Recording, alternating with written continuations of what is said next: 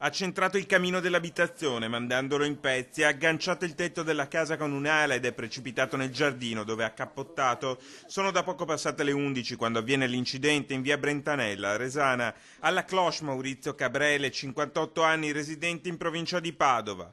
L'uomo era partito poco prima da Piazzola, sul Brenta. Doveva essere un giro tranquillo sui cieli, favorito anche dalla temperatura mite e dal cielo limpido. In pochi istanti si è rischiata la tragedia. Rumore ho sentito, ma chi fa pensare che cascava l'aereo? L'impatto da una prima ricostruzione sembra che sia avvenuto da una collisione che l'aereo ha avuto, come si vede, sulla casa unifamiliare su cui è andata ad urtare, sul camino in una parte della linea di gronda, e questo ha fatto andare in collisione l'ultraleggero ed è precipitato a terra. In pochi minuti sul posto arrivano le squadre di vigili del fuoco e l'elicottero del 118. Nel frattempo i padroni di casa si precipitano nel cortile. La roba fuori, vedevamo subito siamo preoccupati. Sono corso là subito e il signore sembrava che dormisse, no?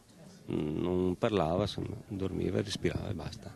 È una questione di istanti, poi il pilota fortunatamente riprende conoscenza. Si è svegliato e si è tirato su e dopo un po' ha voluto venire fuori, l'abbiamo aiutato a venire fuori.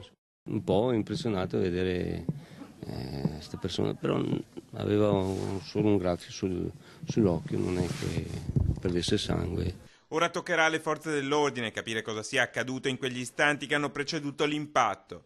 I primi accertamenti avrebbero tuttavia permesso di capire che si sia trattato di un guasto meccanico. Il pilota è stato trasportato subito all'ospedale di Treviso con il soccorso. Sembra che non versi in pericolo di vita. Il velivolo era decollato 30 minuti prima dall'aviosuperficie di Piazzola sul Brenta, ancora qualche minuto e avrebbe invertito la rotta. Prima che il pilota potesse compiere la manovra è invece avvenuto l'incidente.